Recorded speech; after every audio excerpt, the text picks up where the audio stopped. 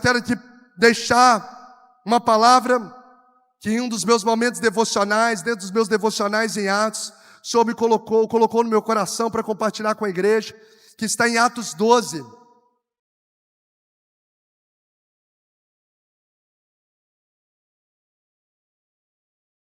Atos, capítulo de número 12.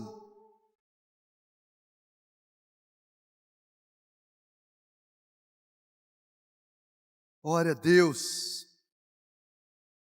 Atos, capítulo de número 12.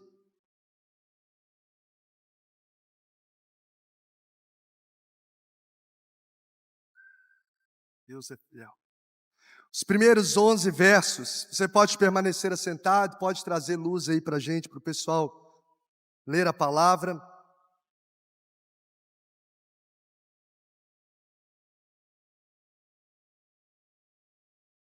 Muito obrigado. Quero pedir também o pessoal da mídia para ficar aí antenado aí com os textos. Está funcionando a Bíblia online? Tá? Ok. Então vocês podem deixar em Atos 12, não vou dificultar o trabalho de vocês, não vou ficar só em Atos 12 mesmo. Os meninos ficam tensos. Fala assim, Naum. Até no digital, tem ordem alfabética, eles falam, meu Deus, onde está Naum? Onde está Naum? Som dá um branco na gente, não é isso? É, eu sei. Atos 12, a partir do verso 1. Diz assim a palavra do Senhor. Nessa ocasião, o rei Herodes prendeu alguns que pertenciam à igreja. Com a intenção de quê, gente? Maltratá-los. E o que aconteceu? Ele mandou matar a espada quem? Tiago, que é irmão de João. Os dois eram apóstolos. Vendo que isso agradava os judeus, ele prosseguiu prendendo também. Quem morreu à espada? Qual o nome do apóstolo? Tiago. E quem foi preso? Pedro. Durante a festa dos pães asmos sem fermento. Tendo prendido, lançou no cárcere, entregando para ser guardado, e muito bem guardado, né? Entre parênteses aqui, por 4 escoltas de 4 soldados cada uma. Herodes pretendia submetê-lo a julgamento público depois da Páscoa.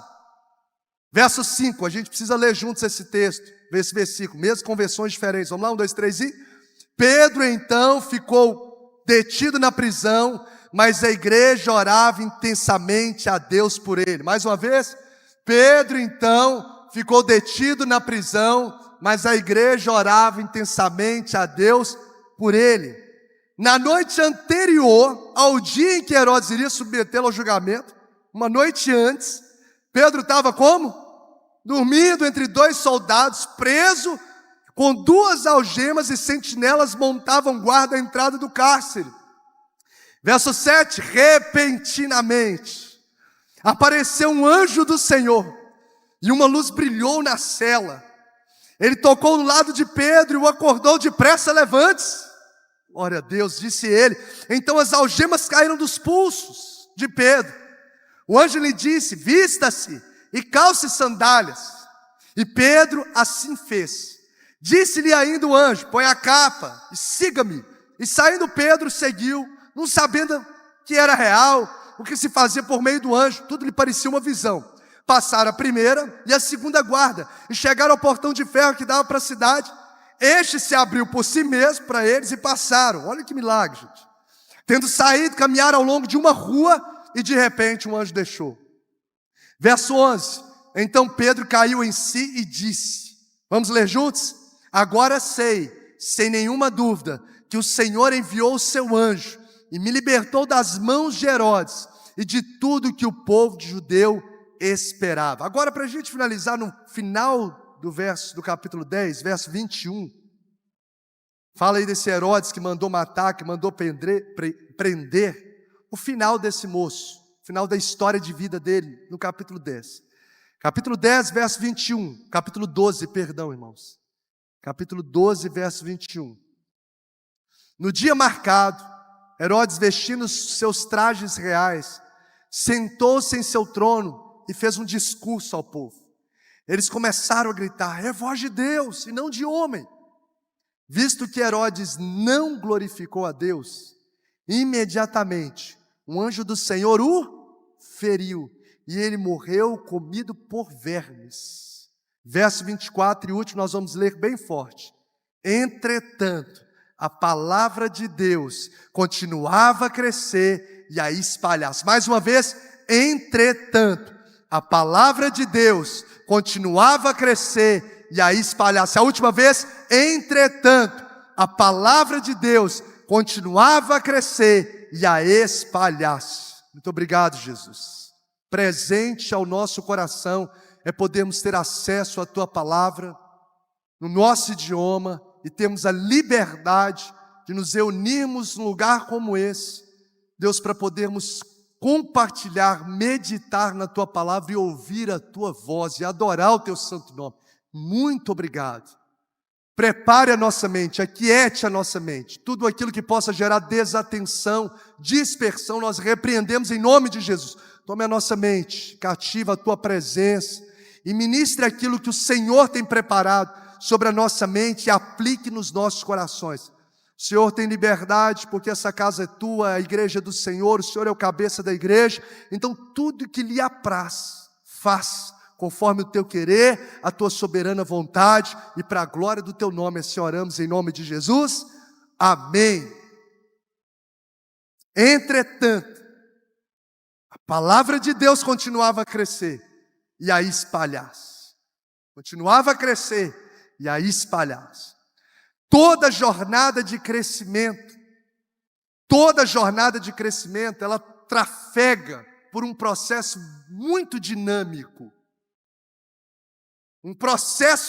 Toda jornada de crescimento trafega por um processo muito contínuo, diversificado. Então o crescimento nunca é estático, não há crescimento naquilo que é parado, imóvel. O crescimento nunca é estático. Vou trazer de termos gerais para a gente trazer com uma aplicabilidade para o nosso coração. Diga comigo assim: o crescimento nunca é estático. Então, o crescimento nunca é estático, ele é dinâmico. Por exemplo, de forma geral, o crescimento de uma empresa nunca é estático. Não tem como uma empresa crescer se não for de forma dinâmica. Ela vive dinamismo frequente, contrata gente nova. Uma empresa, para ela poder crescer, ela vai estar sempre investindo em uma nova área. Começa pequeno, começa uma pessoa, 2, 3, percebe, não, vamos agora contratar aqui uma área de marketing, vamos contratar aqui uma área de jurídico. E vai crescendo, vamos entrar agora no online, enfim. Então, o crescimento não tem como crescer de forma estática, sem dinamismo, sem desenvolvimento. No âmbito, por exemplo, pessoal, uma pessoa não tem como acontecer um crescimento de forma estática, por exemplo, até mesmo o crescimento, seja ele físico, seja ele intelectual, seja ele espiritual. Eu fico vendo a Helena, a gente passa um mês, já está pequeno, o sapatinho já. Acontece isso até quando, hein, gente? Me ajuda isso, papais. Até quando, né? Não fala 18 e aí vai, né? Mas é rápido, o crescimento é dinâmico. O crescimento físico é dinâmico. Uma criança cresce o tempo todo. E depois que chega uma certa idade que a gente não tem mais o crescimento natural, você pode crescer os músculos, outros crescem, né, a barriga. Mas cresce, a gente pode, o crescimento ele é dinâmico. Para crescer ele tem que haver esse dinamismo. Então seja na empresa, seja o crescimento físico, seja no crescimento, eu coloquei, por exemplo, intelectual. A gente precisa estudar diariamente. Se eu preciso crescer, eu tenho que ler bons livros, eu tenho que talvez ouvir bons podcasts, eu tenho que fazer um curso, eu tenho que investir numa faculdade, eu tenho que viajar dentro da minha área para conhecer algo novo, senão eu não vou crescer. De forma estática não cresce. Da mesma forma espiritualmente, se a pessoa converte, aceita Jesus, ela precisa crescer. O apóstolo Paulo nos diz assim em Efésios: cresçamos em tudo naquele que é o cabeça, Cristo Jesus. Então, para eu crescer espiritualmente, eu tenho que orar todos os dias, sim ou não, gente? Se eu parar de orar, eu não cresço. Eu tenho que fazer jejuns intencionais. Eu tenho que investir no dom que Deus me deu. Deus vai me dar um talento, eu preciso multiplicar o talento, sim ou não, Paulinho? Preciso. A um deu 2, a um deu 1, a outro deu 2, a outro deu 5, segundo a sua própria capacidade, e aqueles imediatamente já começaram a multiplicar. É o dinamismo. Não há crescimento de forma você permanecendo estático. E aí você pode aplicar isso em absolutamente todas as áreas da vida, até mesmo da natureza. Todas. Crescimento de uma família, crescimento de uma cidade, enfim. O crescimento ele é dinâmico. E eu coloquei aqui 3 coisas, porque todo crescimento desse dinamismo, ele passa por estações diversas. Esse dinamismo, que seja criança, seja empresa, ele passa por experiências específicas. Ele passa por desafios e aprendizados em cada etapa. E existem 3 coisas que nós precisamos entender que todo crescimento exige. Primeira coisa, o crescimento ele exige uma transformação intencional. Diga comigo, transformação intencional. 1, 2, 3 e transformação intencional. Então não tem possibilidade de avançar em nada. Você pode aplicar em todas as áreas. Não tem possibilidade de avançar em nada na vida sem mudanças. Principalmente de mentalidade. Jesus, para implantar o reino dos céus na terra, o quanto que ele precisou mudar a mentalidade, principalmente dos líderes religiosos. Então, para expandir, para que o reino de Deus chegasse até nós, saísse da cozinha, se eu posso dizer, dos judeus, e alcançasse aos gentios, teve que haver transformação, de fato, muito consistente, intencional. Eu não posso ser o mesmo o tempo todo, eu preciso abandonar certas coisas que não estão alinhadas com o novo de Deus, e adotar novas posturas. O tempo todo Jesus foi trazendo as interpretações coerentes dos mandamentos de Moisés. Eles precisavam quebrar uma mentalidade que não podia chegar aos samaritanos, não podia sentar com os pecadores, não podia entrar na casa de um gentio, entrar na casa de Cornélio, como aconteceu com Pedro. Eu falei um pouco disso no domingo passado. Aquilo era uma abominação. Então, para que o evangelho chegasse hoje aqui em nós, que somos considerados gentios, quem são os gentios? Aqueles que não são judeus. Para que chegasse até nós, transformações intencionais de mentalidade, foi necessário acontecer. Todo crescimento tem que ter transformação intencional. Eu nasci assim, morri assim, vou viver assim. Não vai possibilitar a gente avançar para viver o novo de Deus. Segunda coisa que um crescimento exige: resiliência convicta. Porque no processo de transformação, as dificuldades, os desafios são inevitáveis. E por que resiliência convicta? Porque quando os desafios surgirem, você precisa decidir perseverar com convicção na palavra que Deus lhe deu. Você acha que o fato de Deus te dar uma promessa vai te evitar de confrontar a sua fé no processo? Vai conversar com Abraão. Deus dá uma palavra, no processo o menino não chega. É necessário você ter uma convicção, uma resiliência convicta. Não, Deus me deu uma palavra, pode vir profetada, pode vir palavra tal. Deus me deu uma palavra. Ele vai me dar Isaac, então vai acontecer. Resiliência convicta. Jó tinha essa resiliência convicta. Deus deu, Deus tirou, bendito seja o nome do Senhor. A mulher fala, Beltrano fala, os amigos. Você está com algum pecado? Fala. Mas ele tinha convicção de quem era Deus na sua vida e daquilo que o Senhor estava forjando o seu caráter. Então, por que essa resiliência, para o crescimento acontecer, essa resiliência, é uma palavra até bonita, resiliência convicta, precisa ser adotada? Porque quando nós sabemos do chamado onde Deus nos colocou, desistir já não é mais uma opção. Deus te deu esse casamento, então desistir não é uma opção. Não, foi Deus que uniu a minha família. Então, o divórcio não é mais uma opção. Então, para que a gente possa crescer na família, crescer no ministério, crescer numa promessa que Deus nos deu espiritualmente, a gente precisa estar aberto a transformações, a resiliência convicta, onde abandonar a missão já não é mais uma opção. Diga comigo, abandonar a missão não é uma opção. Vamos dizer juntos, 2, 3, e abandonar a missão não é uma opção. Depois você senta e bate um papo com Jonas no livro dele. Senta e bate um papo com o Gideão no livro de Juízes.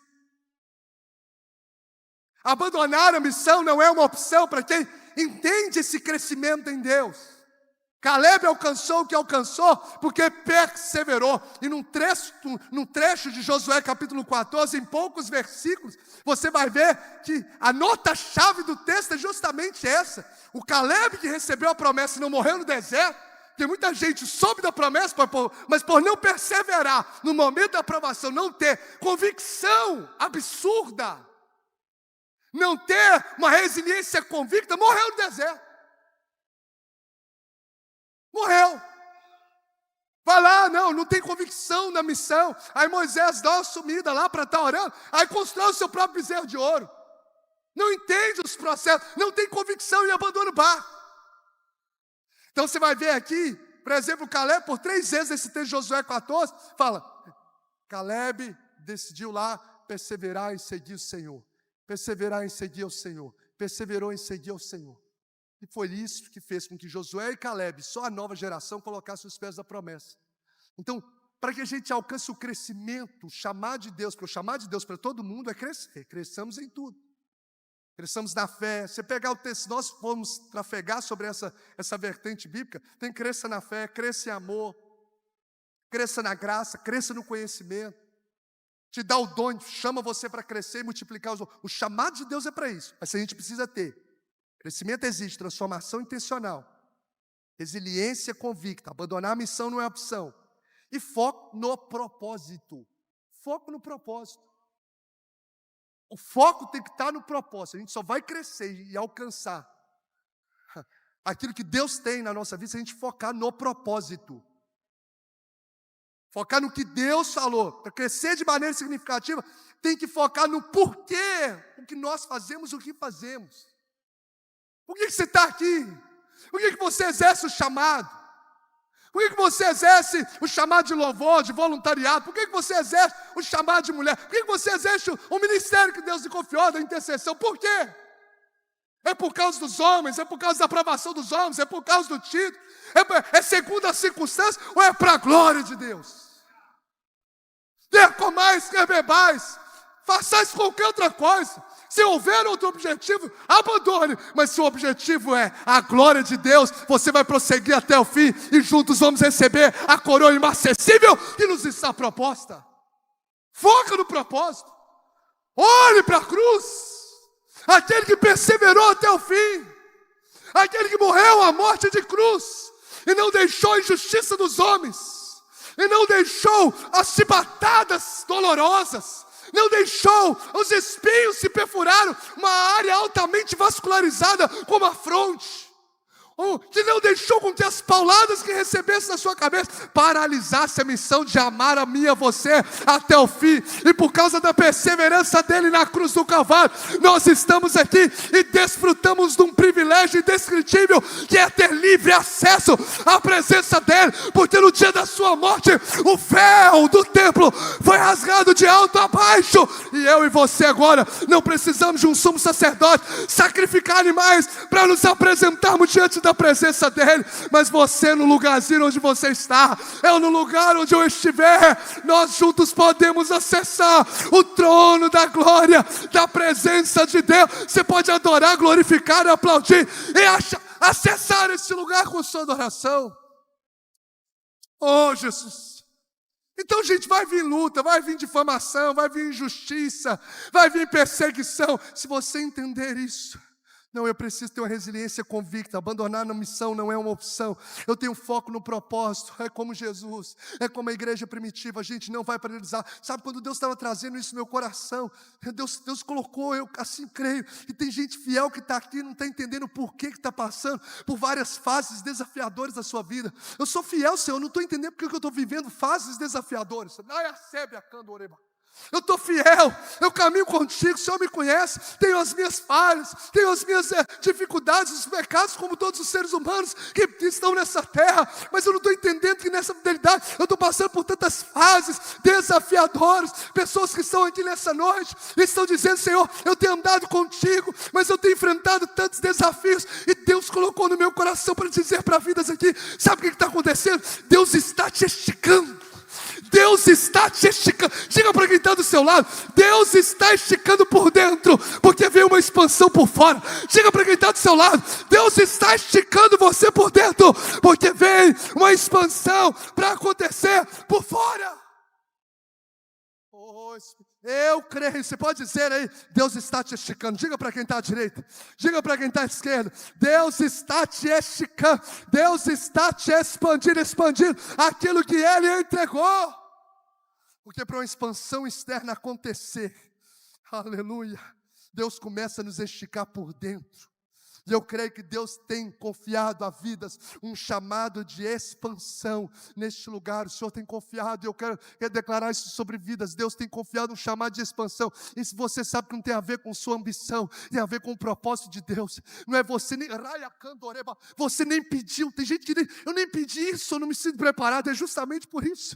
É porque Ele conhece o seu coração. Quem tem a ambição não alcança de fato o propósito dessa missão, mas quem anda debaixo de uma palavra, de uma promessa, o Senhor está fazendo isso porque conhece o seu coração.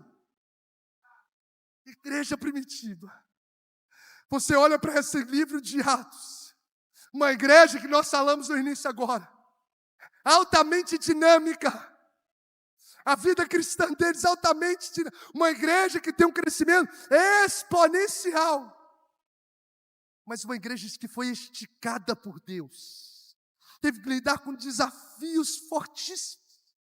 E por que eu estou trazendo isso? Porque em Atos 12 apresenta uma fase crucial de crescimento da igreja. Eu estava no meu devocional lendo, e Deus foi trazendo essa palavra no meu coração alguns dias atrás, esse Atos capítulo 12, fase crucial do crescimento da igreja, fase crucial de expansão de Deus. E interessante que a gente observa que o momento que nós lemos aqui nos apresenta um momento de muita tensão. Primeiro o apóstolo morre, Tiago. Os líderes começam a ser atacados. Pedro foi preso. A gente tinha visto a morte de Estevão, que era ali até então um servo, um diácono ali, de início nesse ministério de diaconato. Mas do grupo que andou com Jesus, os apóstolos, o primeiro a morrer está aqui, o apóstolo Tiago. E Pedro, nesse momento, estava preso, ia receber um julgamento, com certeza, para a morte, porque já era a terceira vez que Pedro estava sendo preso.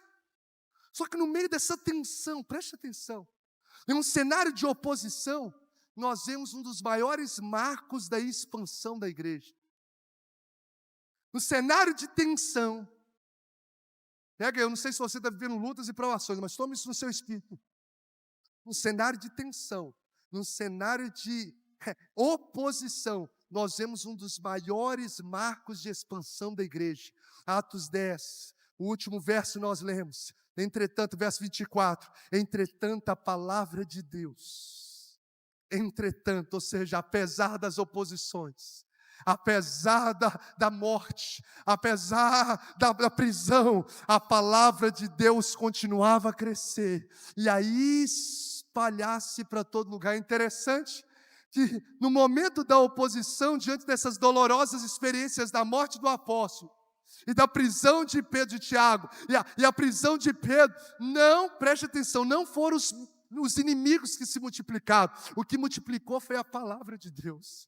Não foram os inimigos, o cenário de tensão, não foram os inimigos que cresceram, mas foi a palavra de Deus, porque depois em Atos 13, depois dessa experiência em Atos 13, ali nasce a primeira viagem, o envio missionário, ali começa uma expansão acelerada que a igreja ainda não tinha vivido. Ali começa de fato o evangelho aí, através de Paulo e Barnabé, a alcançar os gentios de forma acelerada. Então o sofrimento, ele não vem para destruir, a gente sabe disso, é uma frase conhecida. O sofrimento, ele não destrói a igreja, ele não destrói o cristão. A perseguição nunca vai conseguir fechar as portas da igreja. Antes, uma igreja que é provada é uma igreja ousada, forte, é uma igreja que continua firme no propósito e vai expandir o nome de Jesus aonde o Senhor levar.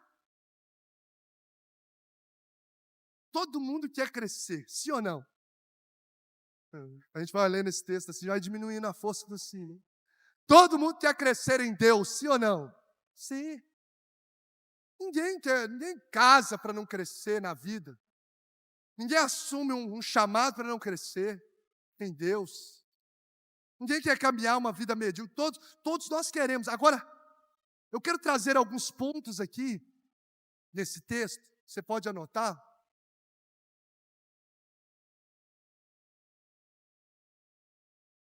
Que esse dinamismo do crescimento, esse caminho do crescimento cheio de dinamismo, que não é estático, tem algumas marcas, ele passa por alguns processos.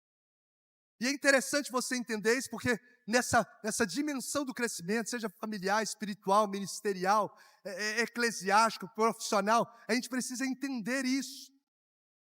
Primeiro, o caminho do crescimento em Deus, ele passa por perseguições intensas. Diga comigo o caminho, só quem está aqui agora, o caminho do crescimento em Deus passa por perseguições intensas. Olha, pode colocar Atos 12, por gentileza, verso 1 a 3. Nessa ocasião, o rei Herodes prendeu alguns que pertenciam à igreja, com a intenção de maltratá-los, e mandou matar a espada Tiago, irmão de João. Verso 3, vendo que isso agradava os judeus, prosseguiu, prendendo também Pedro durante a festa dos pães sem fermentos. A igreja que já tinha sido atacada diretamente pelos saduceus, depois pelos fariseus e agora pelos romanos. Você vai olhando como que essa perseguição é intensa. Porque em Atos 3, um aleijado ele é curado na porta do templo e Pedro e João é o quê? Preso.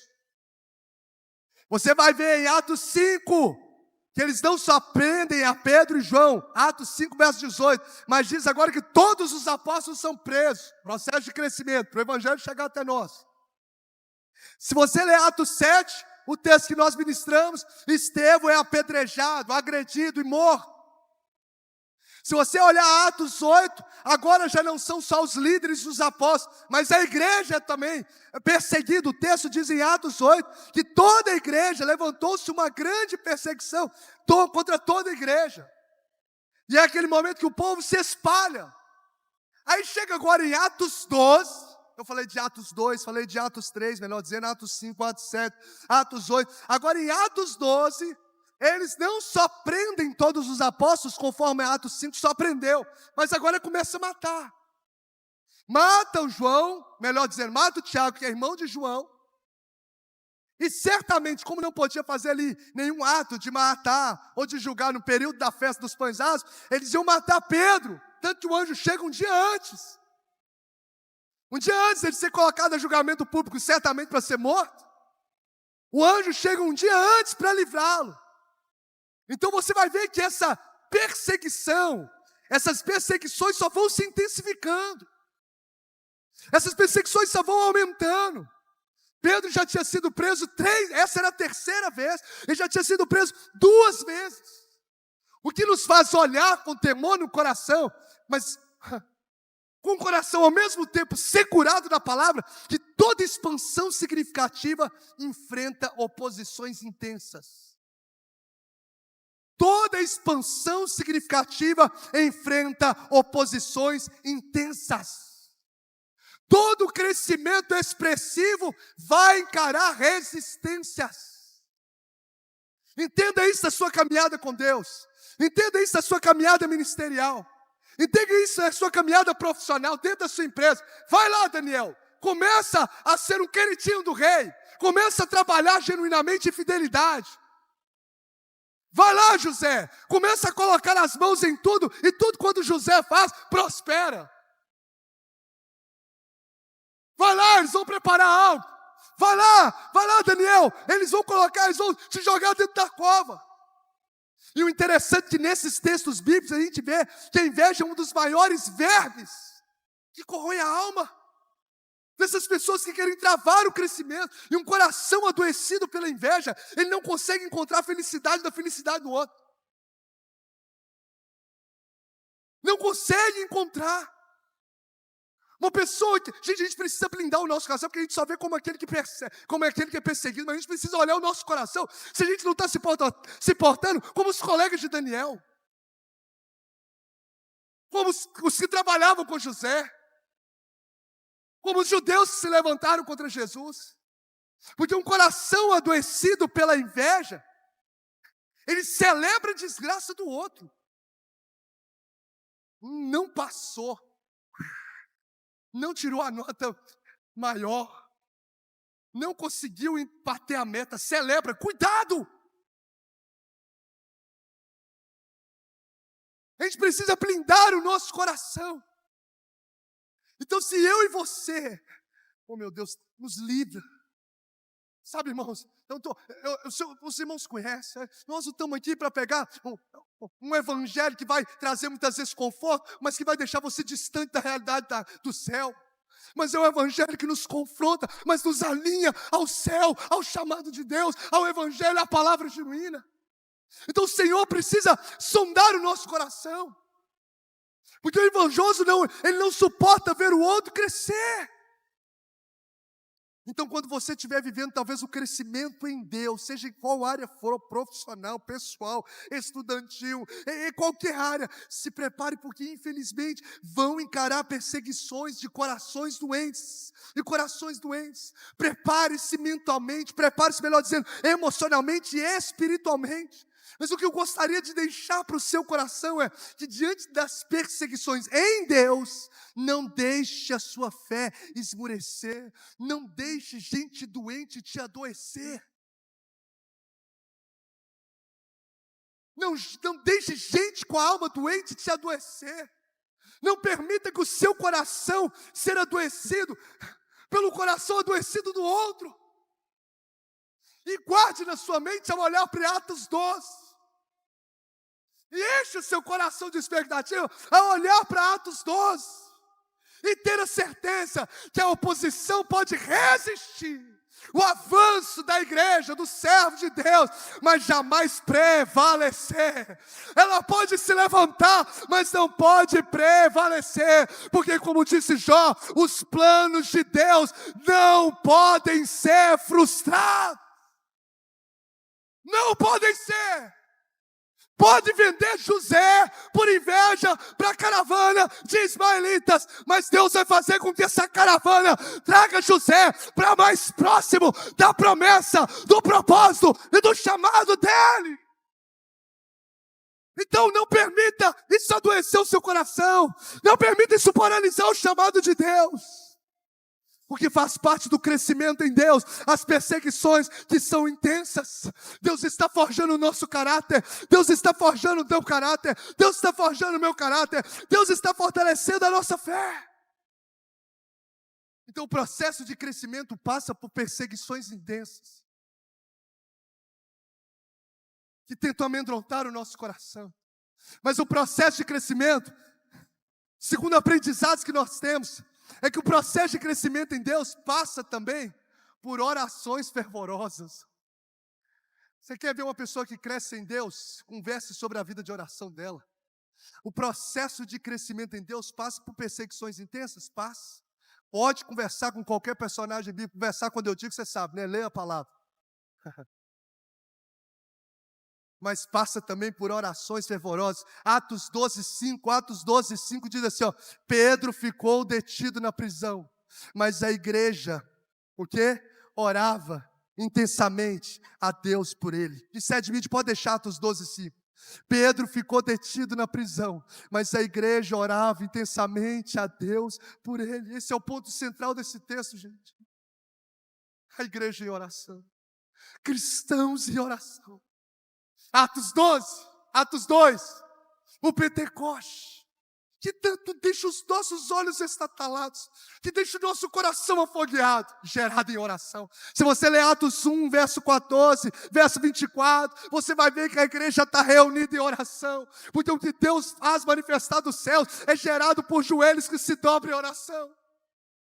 A igreja que expande, é a igreja que anda em oração. Pedro e João em Atos 3, está indo no templo na hora nona, às 3 horas da tarde, que o aleijado ali é curado. Está indo o quê? Orar ao Senhor. Atos 4, o texto diz que a oração era tão fervorosa e intensa na vida desses homens, que quando eles estavam orando, o lugar onde eles estavam orando começou a tremer. Começou a tremer certamente o chão, quem sabe ali as paredes. Atos 8, mais uma vez nos mostra Pedro e João orando pelos samaritanos, e eles recebendo do Espírito Santo. Atos 9 mostra Pedro orando por uma mulher morta, chamada Dorcas, e essa mulher, ela ressuscita. E aqui Atos 12, Tiago é morto, sim, Pedro está preso, mas tem uma igreja orando ao Senhor, clamando ao Senhor. Eles não vão fazer uma revolução popular, eles não pegam faixa, eles dobram o joelho, e o Senhor ativa os céus, e manifesta a resposta às orações, de forma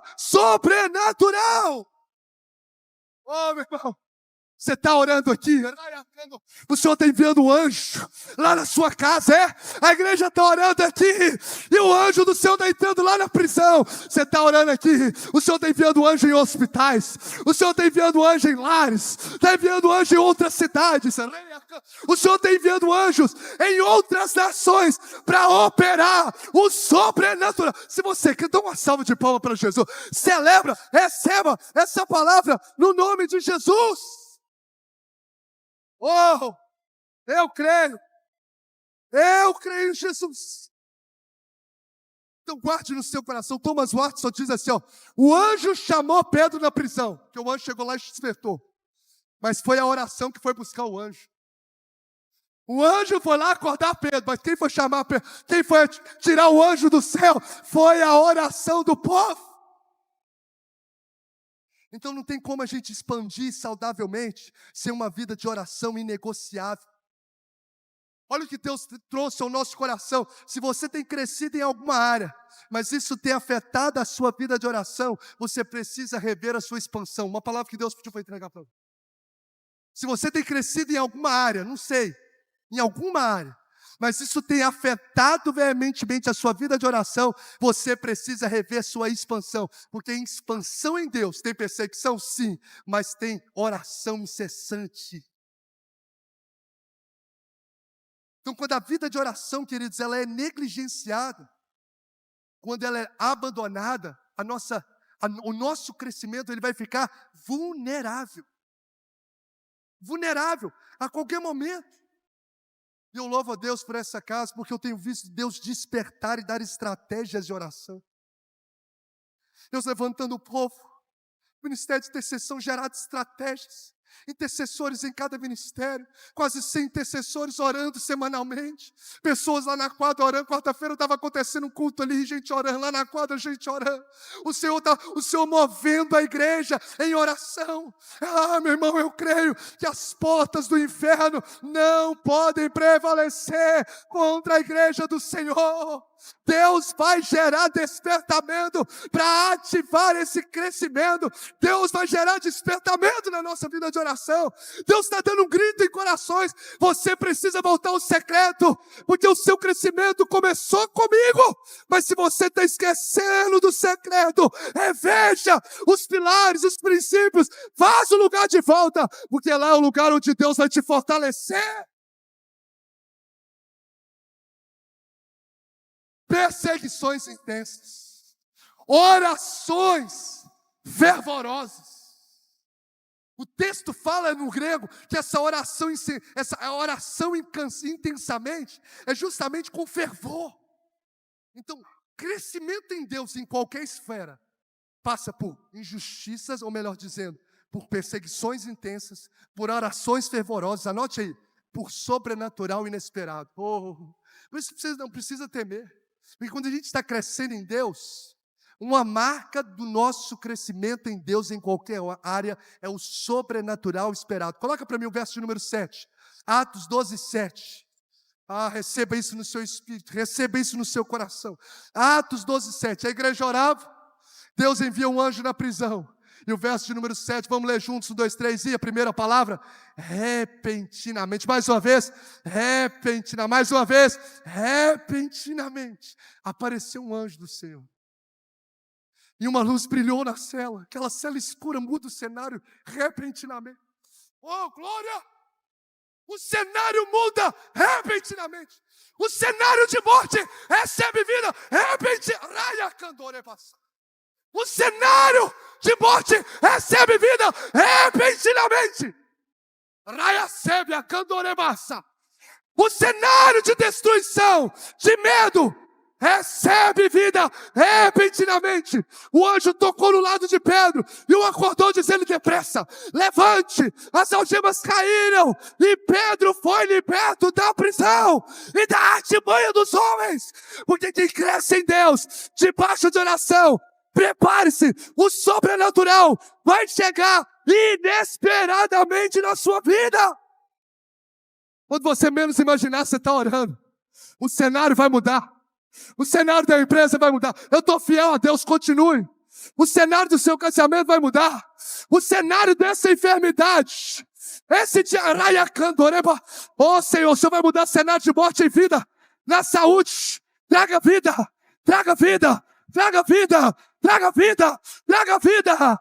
O cenário de morte, mas Tiago morreu no mesmo ambiente, mas você vai viver. O